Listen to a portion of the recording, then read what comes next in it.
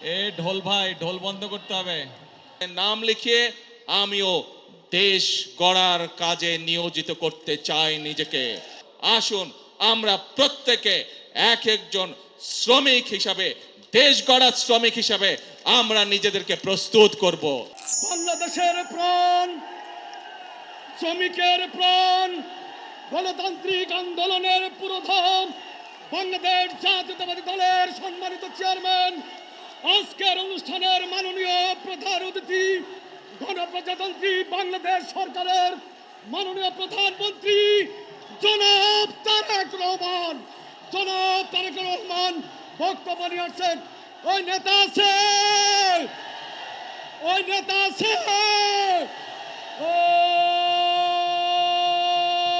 সেই নেতা তারেক রহমান, তারেক দুনিয়ার মজদুর। বক্তব্য নিয়ে আসছেন মাননীয় প্রধান অতিথি, প্রধানমন্ত্রী জনাব তারেক রহমান। আস্তে আস্তে। এ ঢোল ভাই, ঢোল বন্ধ করতে হবে। এ ঢোল ভাই, আচ্ছা এখন এখন এখন স্থির হতে হবে। বিসমিল্লাহির রহমানির রহিম। আজকের এই আন্তর্জাতিক মে দিবস উপলক্ষে আয়োজিত বাংলাদেশ জাতীয়তাবাদী শ্রমিক দল কর্তৃক আয়োজিত আজকের এই শ্রমিক সমাবেশের সম্মানিত সভাপতি, মঞ্চে উপস্থিত বাংলাদেশ জাতীয়তাবাদী দল বিএনপির সম্মানিত মহাসচিব, উপস্থিত নেতৃবৃন্দ, আমার সামনে উপস্থিত শ্রমিক দলের ভাই ও বোনেরা এবং উপস্থিত বিএনপি অঙ্গ সহযোগী সংগঠনের প্রিয় ভাই ও বোনেরা, প্রিয় এলাকাবাসী, আসসালামু আলাইকুম। আসসালামু আলাইকুম। কেমন আছেন সবাই? এই যে আমার হাতের বাম দিকে আপনারা কেমন আছেন? আলহামদুলিল্লাহ। হাতের ডানে আলহামদুলিল্লাহ, আর সামনে যারা আছেন আলহামদুলিল্লাহ। প্রিয় ভাই বোনেরা, আজ আন্তর্জাতিক শ্রমিক দিবস।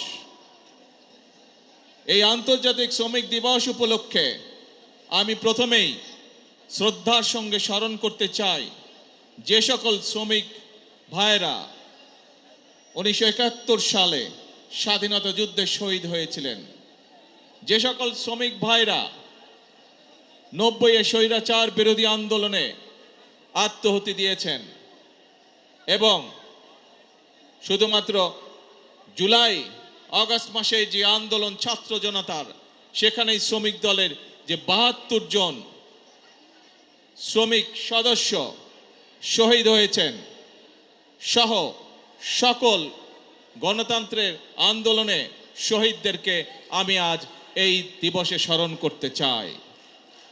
প্রিয় ভাই বোনেরা, আজ এখানে আপনারা যারা উপস্থিত আছেন, আপনাদের নিশ্চয়ই মনে আছে অতীতের এই সামান্য কয়েক বছর আগের ঘটনার কথা, 2 থেকে 3 বছর আগের ঘটনার কথা। আজ এখানে আমরা শান্তিপূর্ণভাবে এই সমাবেশের আয়োজন করছি, কিন্তু মাত্র কয়েকদিন আগের কথা, এই রাজপথ, এই আশেপাশের দালান কোঠা, এই এলাকার প্রতিবেশী ভাইয়ের বোনেরা সকলে সাক্ষী আছেন যে এখানে যখন বিএনপি, শ্রমিক দল, যুব দল, ছাত্র দল, স্বেচ্ছাসেবক মহিলা দল যারাই যখন সমাবেশ করেছে, আমাদেরকে তখন আতঙ্কিত থাকতে হতো কখন সেই স্বৈরাচার বাহিনী হামলা করে বসে। নিশ্চয়ই আপনাদের মনে আছে। আপনারা কি ভুলে গিয়েছেন সেই ঘটনা? ভুলে যাননি।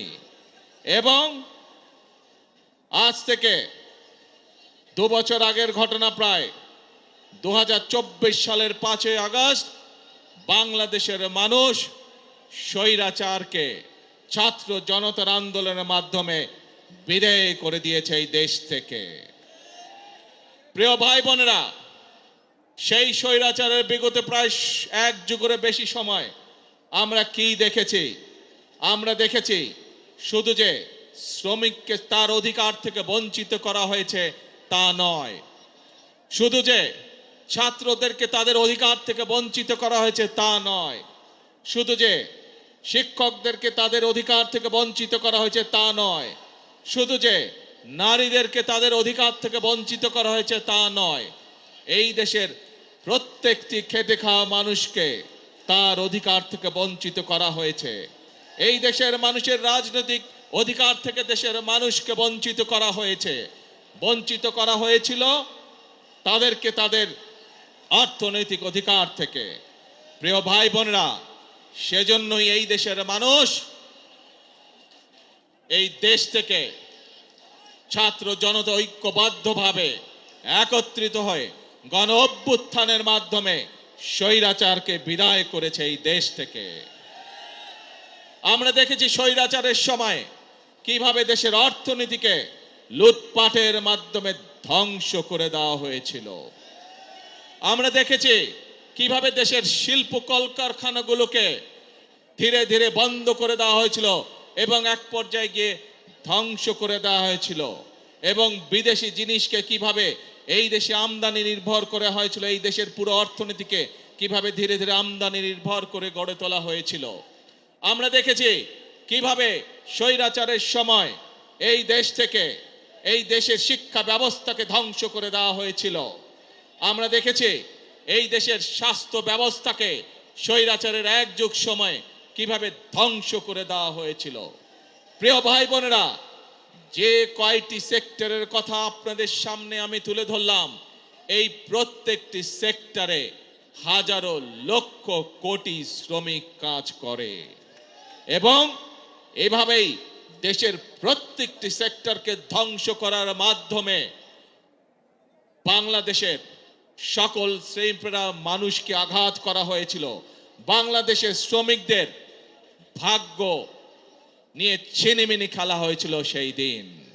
প্রিয় ভাই বোনেরা, 2024 সালের 5ই আগস্ট মানুষ সেই স্বৈরাচারকে দেশ থেকে বিতাড়িত করেছে। এখন শ্রমিক, শিক্ষক, ছাত্র, নারী, পুরুষ সকলে মিলে এখন হচ্ছে দেশ গড়ার পালা। প্রিয় ভাই বোনেরা, আমার সামনে একটি ব্যানার আছে, সেই ব্যানারের মধ্যে লেখা রয়েছে বন্ধ কলকারখানা চালু করতে হবে। প্রিয় ভাই বোনেরা, বর্তমান সরকার বিএনপি সরকার, জনগণের ভোটে নির্বাচিত সরকার, এবং সেই জন্যই সরকার গঠিত হওয়ার পরে সাথে সাথেই আমি সংশ্লিষ্ট ব্যক্তিবর্গকে সাথে নিয়ে বসেছি এবং নির্দেশনা দিয়েছি, এবং আপনারা জানলে খুশি হবেন, এই সপ্তাহে গত 1 মাস আগে আমি নির্দেশনা দিয়েছি যে কিভাবে আমরা কত দ্রুত আমরা বন্ধ কলকারখানা কোনটি চালু করতে পারবো, যাতে আবার সেই সকল শ্রমিক যারা কর্মসংস্থান হারিয়ে বেকার হয়ে গিয়েছিল সেই সকল শ্রমিকের কর্মের ব্যবস্থা আমরা করতে পারি। সেই মিটিংটি এই সপ্তাহে আবার নির্ধারিত হয়েছে। ইনশাআল্লাহ বাংলাদেশের অনেকগুলো কলকারখানা যেগুলো বন্ধ হয়ে গিয়েছে বিগত বছরগুলোতে, পর্যায়ক্রমিকভাবে আমরা সেই কলকারখানাগুলোকে আবার চালু করার উদ্যোগ গ্রহণ করেছি। প্রিয় ভাই বোনেরা, শুধু এই বন্ধ কলকারখানা চালু হলেই সকল শ্রমিকের কর্মসংস্থানের ব্যবস্থা হবে না, আমরা জানি। এই শ্রমিকদের পাশাপাশি আরো বহু লক্ষ, হাজারো লক্ষ বেকার এখন এই দেশে রয়ে গিয়েছে, যাদের জন্য দেশে আমাদের কর্মসংস্থানের ব্যবস্থা করতে হবে, যাদের জন্য একই সাথে আমাদেরকে বিদেশেও কর্মসংস্থানের ব্যবস্থা করতে হবে। এবং সেই জন্যই আমরা বিদেশি বিনিয়োগকারী সহ দেশীয় বিনিয়োগকারীদের সাথে এরই ভিতরে আলাপ আলোচনা শুরু করেছি। আমরা তাদেরকে উৎসাহ প্রদান করছি, আমরা তাদের বিভিন্ন সমস্যা সমাধানের চেষ্টা করছি, যাতে করে সেই বিনিয়োগকারীরা সে দেশেই হোক অথবা বিদেশেই হোক এই দেশে কলকারখানা তৈরি করে। কারণ আমরা জানি এই দেশে কলকারখানা তৈরি হলে এই দেশের শ্রমিকরা কর্মসংস্থানের সুযোগ হবে তাদের। আমরা জানি শ্রমিকরা যদি ভালো থাকে তাহলে বাংলাদেশ ভালো থাকবে। আমরা জানি কৃষকরা যদি ভালো থাকে তাহলে এই বাংলাদেশ ভালো থাকবে। অর্থাৎ সাধারণ খেটে খাওয়া মানুষ যখন ভালো থাকবে তখনই এই দেশ বাংলাদেশ ভালো থাকবে।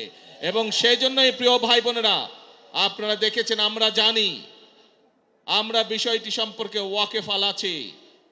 এইখানে রাস্তা, ঢাকা শহরের বিভিন্ন রাস্তায় আপনারা দেখেছেন হকার ভাইরা ছিল, কিন্তু যানজট সহ সাধারণ মানুষের চলাফেরার অসুবিধার জন্য আমরা হকার ভাইদেরকে সরিয়ে দিয়েছি। কিন্তু আমরা এটাও বুঝি তারাও মানুষ, তাদেরও পরিবার আছে, তাদেরকেও চলতে হবে, খেয়ে পড়ে তাদেরকেও বাঁচতে হবে। সেজন্যই আমি সংশ্লিষ্ট কর্তৃপক্ষকে সাথে সাথে নির্দেশনা দিয়েছি যে হকার উচ্ছেদ করলে শুধু হবে না, এই মানুষগুলো যাতে খেয়ে পড়ে বাঁচতে পারে, কর্মসংস্থান মানে ব্যবসা করতে পারে, তারও ব্যবস্থা করতে হবে। এবং আপনারা দেখেছেন এরই মধ্যে তার প্রক্রিয়া শুরু হয়েছে। আমরা জানি সকলকে হয়তো একসাথে আমরা ব্যবস্থা করে দিতে পারবো না, পর্যায়ক্রমিকভাবে আমরা ব্যবস্থা করব, কিন্তু ইনশাআল্লাহ আপনাদের নির্বাচিত সরকার অবশ্যই খেটে খাওয়া মানুষের কর্মসংস্থানের ব্যবস্থা করবে। এবং সে কারণেই আপনারা দেখেছেন গতকাল থেকে উত্তর মহানগরী এবং দক্ষিণ মহানগরীতে এই প্রক্রিয়া শুরু হয়ে গিয়েছে। আমরা পর্যায়ক্রমিকভাবে যারা হকার ভাই তাদেরকে তারা যাতে শান্তিতে ব্যবসা বাণিজ্য করতে হয়, কোন রকম বিশৃঙ্খলার মধ্যে যাতে তাদেরকে পড়তে না হয়, সেই জন্য বিভিন্ন জায়গা ঠিক করে তাদেরকে ধীরে ধীরে সেই জায়গায় আমরা পুনর্বাসনের চেষ্টা করছি। প্রিয় ভাই বোনেরা,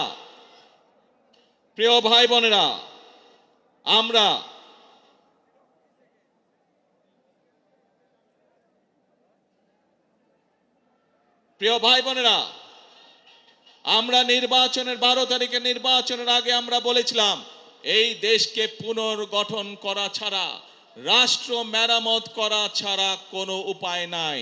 এবং শুধুমাত্র নির্বাচনের আগে নয়, আপনাদের নিশ্চয় কম বেশি সকলের মনে আছে, আমরা আজ থেকে প্রায় 2.5 বছর 3 বছর আগে বাংলাদেশের প্রত্যেকটি সেক্টরকে কিভাবে রাষ্ট্র পুনর্মেরামত করা যায়, কিভাবে সংস্কার করা যায়, তার প্রত্যেকটি 31 দফা আমরা জনগণের সামনে, দেশের মানুষের সামনে উপস্থাপন করেছিলাম। মনে আছে আপনাদের? মনে আছে। সেখানে আমরা কৃষকদের কথা বলেছি, সেখানে আমরা শ্রমিক ভাইদের কথা বলেছি, সেখানে আমরা ছাত্রদের কথা বলেছি, সেখানে আমরা নারীদের কথা বলেছি, আমরা প্রত্যেকটি শ্রেণী পেশা মানুষের কথা সেদিন আমরা সেখানে বলেছি। কারণ একটু আগেই যেই কথাটি আমি বলেছি যে এই দেশের শ্রমিক ভাইরা বাঁচলে এই দেশের মানুষ ভালো থাকবে, এই দেশের শ্রমিকরা বাঁচলে, কৃষকরা বাঁচলে এই দেশের মানুষ ভালো থাকবে। সেজন্যই আমরা কৃষক ভাই সহ, শ্রমিক ভাই সহ, ছাত্র জনতা প্রত্যেকটি মানুষের জন্য এই সরকার কি করতে চায় তার পূর্ণ বিবরণ আমরা আমাদের 31 দফার মধ্যে তুলে ধরেছি। এবং প্রিয় ভাই বোনেরা, আমরা সেজন্য নির্বাচনের আগে বলেছিলাম যে আমরা শ্রেণী পেশা যাদেরকে যেই প্রতিশ্রুতি আমরা দিয়েছি সেই প্রতিশ্রুতি অনুযায়ী আমরা সরকার গঠনে সক্ষম হলে কাজ শুরু করব। এবং আপনারা দেখেছেন আমরা দ্রুততার সাথে সরকার গঠন করার সাথে সাথে আমরা আমাদের প্রতিশ্রুতি কাজগুলা শুরু করেছি। প্রিয় ভাই বোনেরা, নারীদের জন্য যে ফ্যামিলি কার্ডের কথা আমরা বলেছি, এই ফ্যামিলি কার্ড আমার শ্রমিক ভাইয়ের যে স্ত্রীরা আছেন তারা পাবেন। এই ফ্যামিলি কার্ড আমাদের কৃষক ভাইদের যে স্ত্রীরা আছেন তারা পাবেন। একইভাবে আমাদের প্রাইমারি শিক্ষক যারা আছেন তাদের স্ত্রীরা পাবেন। অর্থাৎ এটি সকলের কাছে ধীরে ধীরে সকল পরিবারের কাছে পৌঁছবে। শ্রমিক ভাইরা যেরকম একদিকে কলে কারখানায় পরিশ্রম করে, কলকারখানাকে পরিশ্রম করে যেরকম দেশের অর্থনীতিকে মজবুত করে গড়ে তুলতে সহযোগিতা করবেন, একইভাবে রাষ্ট্র তার পরিবারের পাশে দাঁড়াবে যাতে তাকে পরিবারকে নিয়ে দুশ্চিন্তা করতে না হয়। একইভাবে আমরা ধীরে ধীরে দেশের শিক্ষা ব্যবস্থাকে গড়ে তুলতে চাই যাতে করে খেটে খাওয়া মানুষের সন্তানদেরকে লেখাপড়া নিয়ে চিন্তা করতে না হয় তাদের সন্তানদের জন্য। প্রিয় ভাই বোনেরা, একইভাবে আপনারা দেখেছেন আমরা কৃষক ভাইদের পাশে দাঁড়িয়েছি। কৃষক ভাইদের 10,000 টাকা পর্যন্ত কৃষি ঋণ আমরা মৌকুফ করে বলেছিলাম, সেই কৃষি ঋণও আমরা মৌকুফ করেছি। প্রিয় ভাই বোনেরা, আমরা শুধু কৃষক ভাইদের কৃষি ঋণই মৌকুফ করিনি, আমরা একই সাথে বলেছিলাম যে তাদেরকে আমরা কৃষক কার্ড দেব। সেই কৃষক কার্ড দেওয়ার কাজও আমরা প্রিয় ভাই বোনেরা শুরু করেছি। প্রিয় ভাই বোনেরা, আমরা বলেছিলাম এই দেশের আমাদের যে পরবর্তী প্রজন্ম আছে তাদের ভেতর থেকে আমরা পেশাদার খেলোয়াড় তৈরি করতে চাই। আজ কৃষক পরিবারের সদস্য হোক, শ্রমিক পরিবারের সদস্য হোক, শিক্ষক পরিবারের সদস্য হোক, এইরকম হাজারো পরিবারের সদস্যদের সন্তানরা আছে যারা খেলাধুলায় ভালো।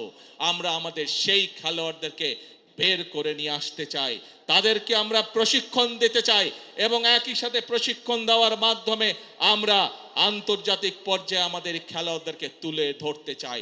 এবং তারই অংশ হিসাবে শহীদ রাষ্ট্রপতি জিয়াউর রহমান যেমন এই দেশের শিশুদের ভিতর থেকে যারা প্রতিভাবান তাদেরকে যেভাবে উনি নতুন কুড়ির মাধ্যমে, নতুন কুড়ি প্রতিযোগিতার মাধ্যমে ধীরে ধীরে বের করে নিয়ে এসেছিলেন, আমরাও ঠিক সেই কাজটি শুরু করেছি। নতুন কুড়ি প্রতিযোগিতার মাধ্যমে আমাদের আগামী প্রজন্মের ভিতরে কারা ভালো খেলোয়াড় আছে তাদেরকে বের করে নিয়ে আসবো। প্রিয় ভাই বোনেরা, আপনারা শুনলে খুশি হবেন, ইনশাআল্লাহ আল্লাহর রহমতে আগামী কাল থেকে আনুষ্ঠানিকভাবে আমরা এই কাজটি শুরু করতে যাচ্ছি। প্রিয় ভাই বোনেরা, শ্রমিক বলুন, কৃষক বলুন, নারী বলুন, যুবক বলুন, যার কথাই বলুন না কেন, আমাদের দেশের অধিকাংশ মানুষ এখনো গ্রামে বসবাস করে।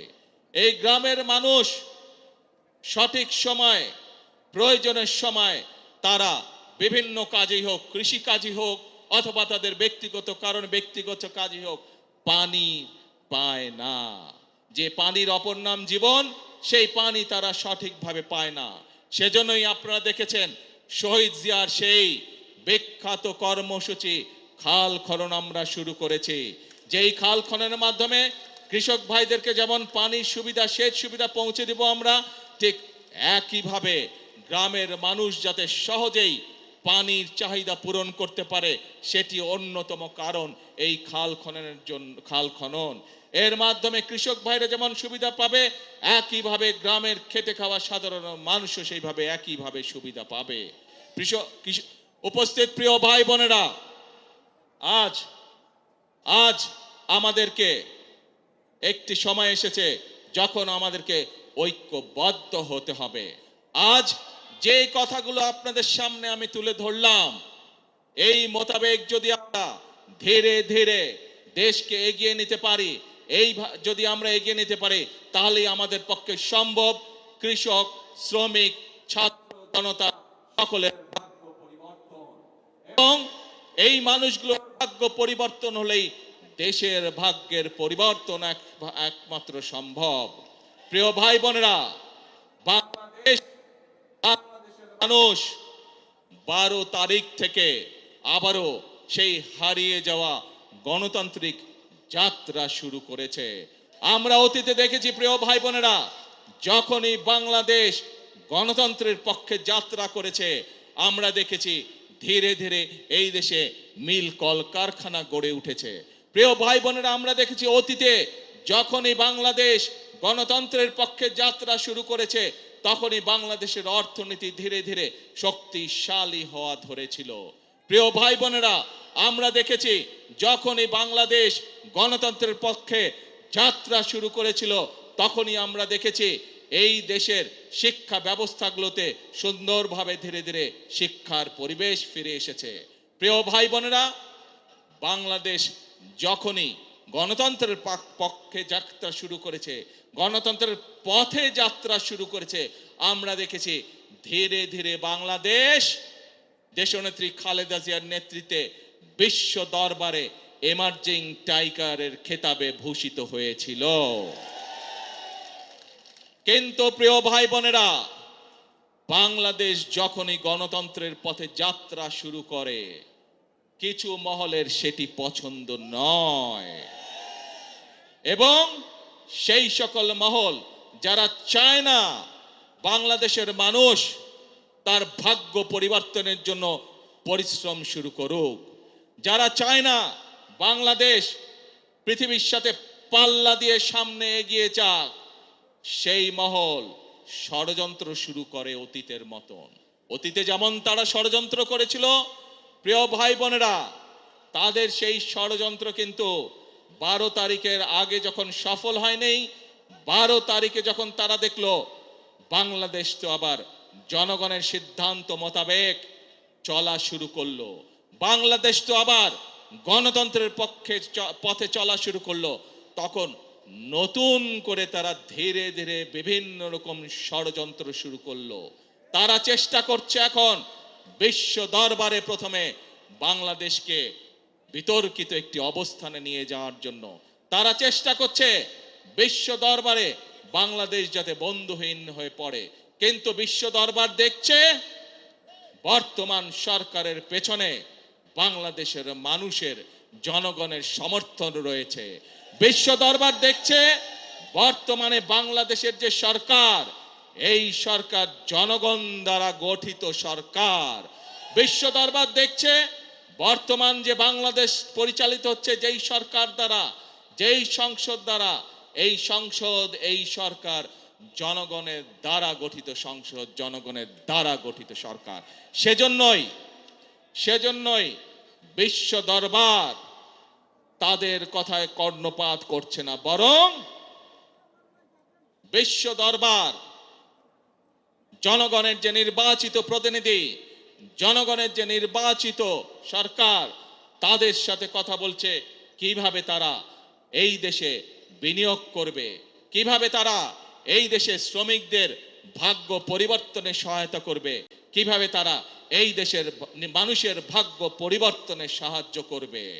প্রিয় ভাই বোনেরা, আমাদেরকে বিশ্ব দরবারের এই সুযোগ গ্রহণ করতে হবে। দেশের স্বার্থে, এই দেশের মানুষের স্বার্থে, সর্বোপরি এই দেশের শ্রমিক ভাইদের স্বার্থে।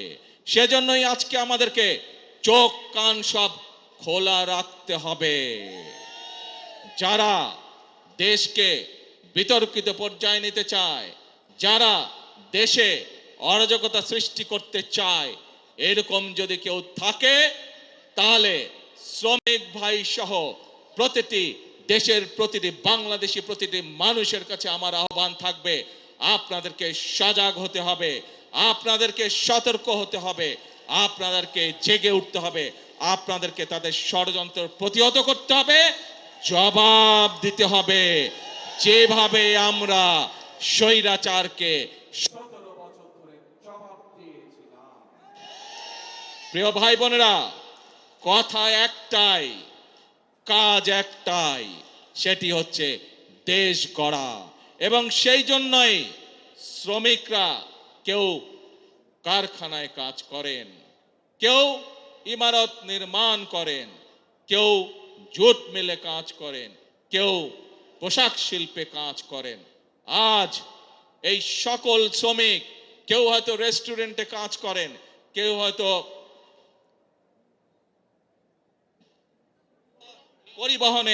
পরিবহনে কাজ করেন, বিভিন্ন পর্যায়ে বিভিন্ন শ্রেণীতে শ্রমিক ভাইরা আছেন। আজ সেই শ্রমিক ভাই সকলের উদ্দেশ্যে আমি বলতে চাই, আপনারা যেমন বিভিন্ন সেক্টরে কাজ করেন, আপনাদের খাতায় আমি আমার নামটি লেখাতে চাই একজন শ্রমিক হিসাবে। কারণ আপনি যেরকম ইমারত শ্রমিক হিসাবে এই ইমারতটি গড়ে তুলছেন, এই দালানটি গড়ে তুলছেন, আপনি একজন পাট শ্রমিক হিসাবে পাট কলের উৎপাদন যেমন বৃদ্ধি করছেন, আপনি একজন পোশাক শিল্প শ্রমিক হিসাবে পোশাক শিল্পের উৎপাদন বৃদ্ধি করছেন, ঠিক একইভাবে আপনার খাতায় নাম লিখিয়ে আমিও দেশ গড়ার কাজে নিয়োজিত করতে চাই নিজেকে। সেই জন্য আমি মনে করি, এবং একই সাথে আমি মন্ত্রী পরিষদের সকল সদস্যের নাম শ্রমিক হিসাবে অন্তর্ভুক্ত করতে চাই। কারণ আপনারা যেমন এক একটি জিনিস গড়ে তুলছেন, আমরা আপনাদের পাশে থেকে দেশ গড়ার কাজে হাত দিতে চাই, দেশকে গড়তে চাই। দেশের মানুষ পরিশ্রম করে যেভাবে সামনে এগিয়ে যাচ্ছে, তাদের সাথে থেকে, তাদের পাশে থেকে আমরা দেশকে গড়ে তুলতে চাই। এজন্যই প্রিয় ভাই বোনেরা, আমাদের নির্বাচনের সময় স্লোগান ছিল করব কাজ সবার আগে। এইটি হচ্ছে আমাদের স্লোগান, এইটি হচ্ছে আমাদের বর্তমান স্লোগান, এইটি হচ্ছে আমাদের ভবিষ্যৎ স্লোগান। যেই স্লোগানের বলে বলিয়ান হয়ে ইনশাআল্লাহ আমরা এই প্রিয় মাতৃভূমিকে আমাদের প্রত্যাশিত বাংলাদেশ হিসেবে গড়ে তুলতে পারবো। প্রিয় ভাই বোনেরা, আজকের এই মহান আন্তর্জাতিক শ্রমিক দিবসে আমরা আজকে প্রত্যেকে এখানে প্রতিজ্ঞা গ্রহণ করি। আমরা আজকে এখানে প্রত্যেকে শপথ গ্রহণ করি যে যেই বাংলাদেশের প্রত্যাশা প্রত্যেকটি নারী পুরুষ প্রত্যেকটি মানুষের মনে রয়েছে, সেই প্রত্যাশিত বাংলাদেশ গড়ে তোলার জন্য আসুন আমরা প্রত্যেকে এক একজন শ্রমিক হিসাবে, দেশ গড়ার শ্রমিক হিসাবে আমরা নিজেদেরকে প্রস্তুত করব। আমরা প্রত্যেকে এক একজন দেশ গড়ার শ্রমিক হিসাবে আমাদের জীবনের বাকি দিনগুলোকে আমরা অতিবাহিত করব। কে ভাইরা, আমরা কি এই প্রতিজ্ঞা গ্রহণ করতে পারি? আমার সাথে আছেন আপনারা দেশ গড়ায়? দেশ গড়ার শ্রমিক হিসাবে কি আপনারা নাম লেখাতে রাজি আছেন? আলহামদুলিল্লাহ। প্রিয় ভাই বোনেরা, মনে রাখতে হবে শহীদ রাষ্ট্রপতি জিয়াউর রহমানের সেই একটি কথা, প্রথম বাংলাদেশ আমার, শেষ বাংলাদেশ। জীবন বাংলাদেশ আমার, মরণ বাংলাদেশ। আসুন এই বাংলাদেশই আমাদের প্রথম ঠিকানা, এই বাংলাদেশই আমাদের শেষ। এটিই হোক আমাদের প্রথম এবং শেষ ঠিকানা। আজ আবারও দেশ গড়ার প্রত্যয় ব্যক্ত করে, দেশ গড়ার শপথ ব্যক্ত করে আমি আমার বক্তব্য শেষ করছি। বক্তব্য শেষ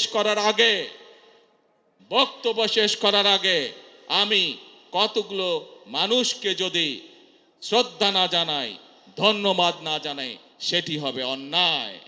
প্রিয় ভাই বোনেরা, আমার বক্তব্যের মধ্যেই আমি বলেছি এই রাজপথ এবং এই বিল্ডিং এ বসবাসকারী যে সকল প্রতিবেশী আছেন, বিগত স্বৈরাচার বিরোধী এক যুগেরও বেশি সময় যে আন্দোলন সংগঠিত হয়েছে, বিভিন্ন সময় আমরা এই রাস্তার উপরে চেষ্টা করেছি আমাদের কথাগুলো জনগণের সামনে তুলে ধরতে, এবং আমরা সেই সময় দেখেছি কিভাবে সেই স্বৈরাচারী বাহিনী আমাদের নেতাকর্মীদের উপরে অত্যাচার করেছে, নির্যাতন করেছে, গুলিগলাজ করেছে।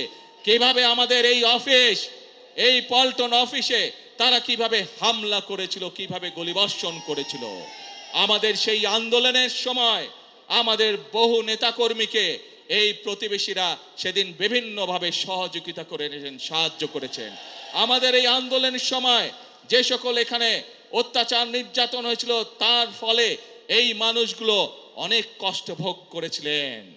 আমি আজ এখানে বসবাসকারী যে সকল প্রতিবেশী আছেন, আমাদের বিভিন্ন দোকানপাট থেকে শুরু করে বিভিন্ন অ্যাপার্টমেন্টের যে সকল প্রতিবেশী আছেন, তাদেরকে আমি আমাদের নেতাকর্মীদেরকে বিভিন্ন সময় সাহায্য সহযোগিতা করার জন্য আমি আন্তরিকভাবে দলের পক্ষ থেকে তাদেরকে আন্তরিকভাবে ধন্যবাদ জানাই।